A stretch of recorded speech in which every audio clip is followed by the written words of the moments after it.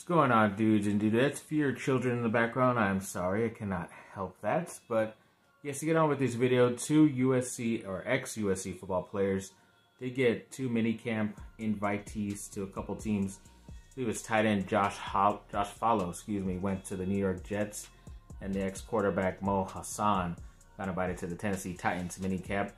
Obviously, both didn't really play extremely well. Hassan barely played for USC. He was mostly injured when he transferred from Vanderbilt, but then Fallow got in here and there. He was a pretty high-ranked four-star tight end coming out of high school and still didn't really get it, but he's joining a couple other USC players up there with the Jets, so that's pretty cool for him. He might have a chance to make the team because I don't think they really have a number one or number two tight end out there really with the Jets, so we will see. And then House of Victory signed, I believe it was Friday, maybe Thursday, Eric Gentry, the linebacker for USC who transferred in from Arizona State. Obviously, he's one of the really good defenders out there. That's why I'm kind of surprised that a lot of the more talented guys are still signing with this House of Victory NIL company when I thought they could make more of the money solo, but I guess the deal that they have going on there is a bit more advantageous for them, which is pretty cool. So congrats to him. And I believe that House of Victory collective is also merging with another collective called the 3400 Club, where they've kind of focused more on the basketball athletes. But now, since even House of Victory was getting other basketball athletes, you know, into their stuff like Boogie Ellis and Kobe Johnson as well as of late, and I guess they decided just to merge, which is pretty cool.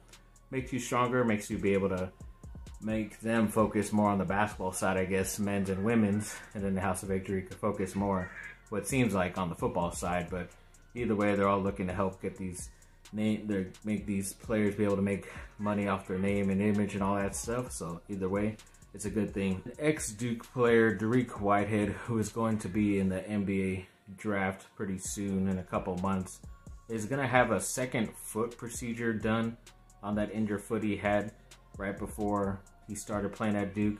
I think he had that over the summer. He supposedly had got it fixed, but even though he was still playing like on an injured foot, he didn't look half as bad out there. But imagine what Duke could have done if he was 100% healthy. So I obviously commend him for being able to even put out any effort that he did while he was playing with Duke. But either way, it does suck for him. He might end up falling down, but when you fall down in drafts, it really doesn't hurt you as much, especially when you could get picked up by one of the better teams out there in the NBA who had to finish lower in the draft because they won or almost won the title. So that's cool either way for him, but they did say he would be 100% ready to go by the start of the next NBA season. So it's obviously going to keep him out for a couple months. He might not be able to do the pre-workout stuff for teams, but as long as he interviews well and people like him, then I think he will get drafted pretty high, or at least in the first round. So that's what we're hoping for the ex-Duke player, Dariq Whitehead. And then Nigerian offensive lineman Basil Okoye, I believe that's how you say the last name,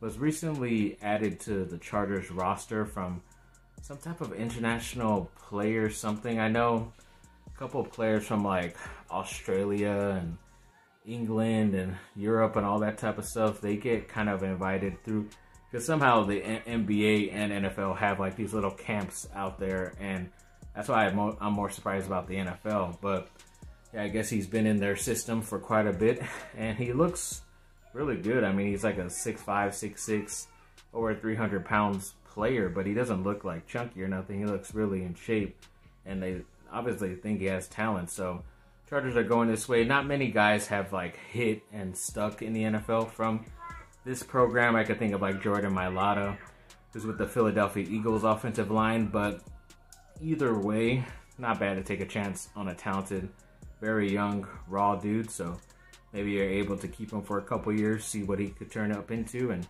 if not, then you could just move on. But if you do find a gem out there, then you might as well see what he could add to your team. So either way, I think it's pretty good for the Chargers. And just the other day, the Pac-12 women's lacrosse team won the Pac-12 championship, so that's pretty cool. I'm pretty sure they're going to some type of off-season or after-season type of tournament. Maybe or maybe not, I don't know, but pretty sure lacrosse has not been around that long at USC, and yet they were still able to win the championship out here, so that's pretty cool thing for them. And then also, I don't know if it was just USC beach volleyball 100% or if they just only have a women's division of that and not the men's, but they were just able to three-peat today, taking down UCLA out there in Alabama. And so yeah, they're three-peat national champions, so that's pretty good. USC has been really good out there. It's a pretty tough sport because it's only 2 people at a time, not like 6. Yeah, it's usually 6 for regular volleyball. But yeah, overall, that's pretty cool accomplishment for them to three-peat. That's very nice for the USC beach volleyball team.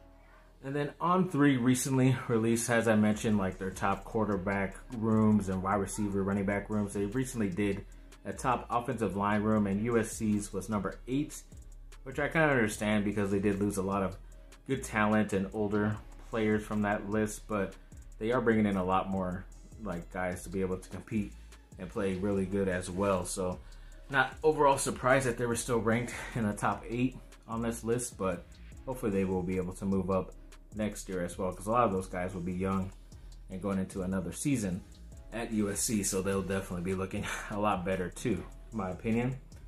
And then I believe some betting odds came out for who would win the NFL Super Bowl or championship this next season coming up.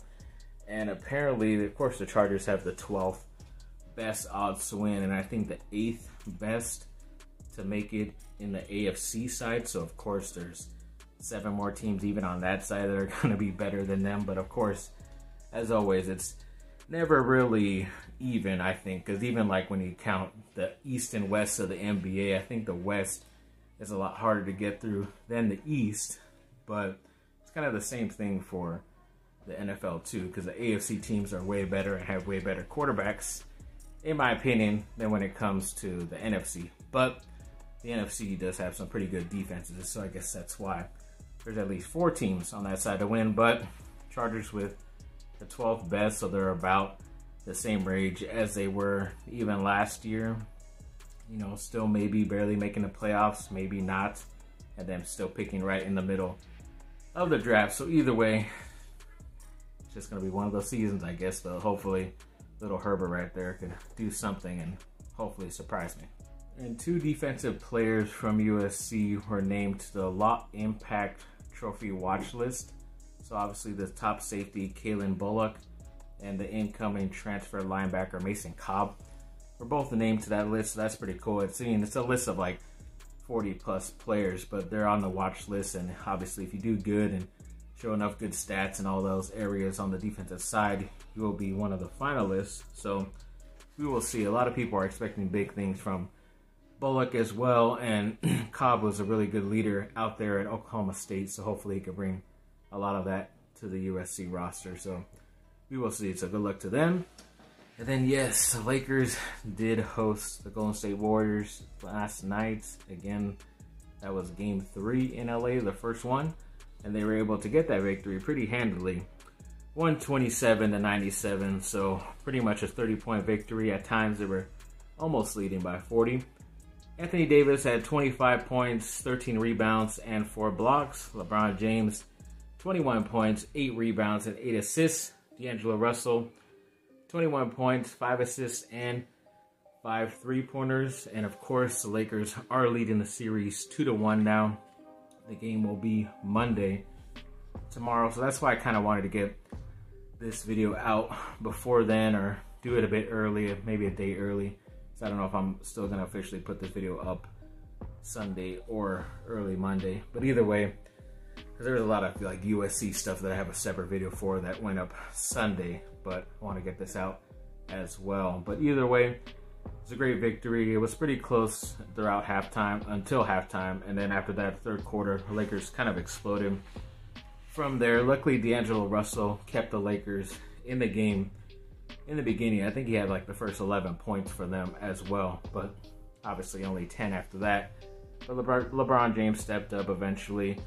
I don't even think he attempted a shot to like almost the end of the first, or maybe into the second. It was a pretty weird game. It's kind of weird what he's been doing, because it's like, yeah, you want the Lakers to win and advance because you're a Lakers fan, but the way LeBron and AD are playing, it's like, yeah, they'll be great one game and win, kind of give up towards the end when they know they're going to lose in the next game or so, and then, or any game for that they think they're going to lose, they kind of just give up and sit in the fourth, and then they'll come back the next game and win big like this. But of course, even though the game's still going to be down here in Los Angeles, I expect Golden State to come out and perform really well again. I mean, it seemed like throughout the first half they were going to get the victory down here as well. But either way, I think this series is destined to be a 7-game series, which I don't like, because like I said, the fact that LeBron and AD are both kind of just like, you know, pushing it here and there and not the whole time. It's like you're going to face an even better team in the next round in the Western Conference Finals and the Finals as well. So I don't know if it's going to just be worth it for them to get swept in the next round or two. I just kind of rather it just get over with. But the honor of taking down the ex-defending NBA champions would be pretty good, I guess. And then they could kind of just get sweep or swept in the next round. So either way, I don't know. It's catch-22. It's good or bad if they do advance and keep on winning. But yes, I was excited they got the victory yesterday.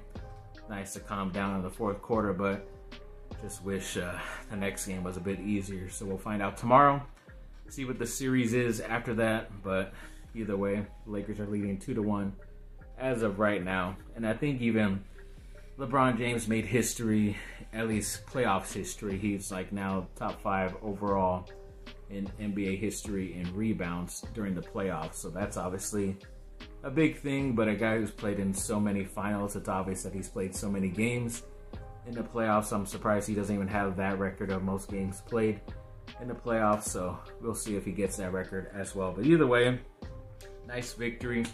Like I said, we'll see what happens tomorrow. That's why I have the purple light behind me for the Lakers, but we'll see. Good luck to them, and we'll see what happens. Yes, thanks for watching, people. Like and subscribe. Comment down below. Let me know what y'all think. Have a great rest of your day. Bye. Let's go Lakers.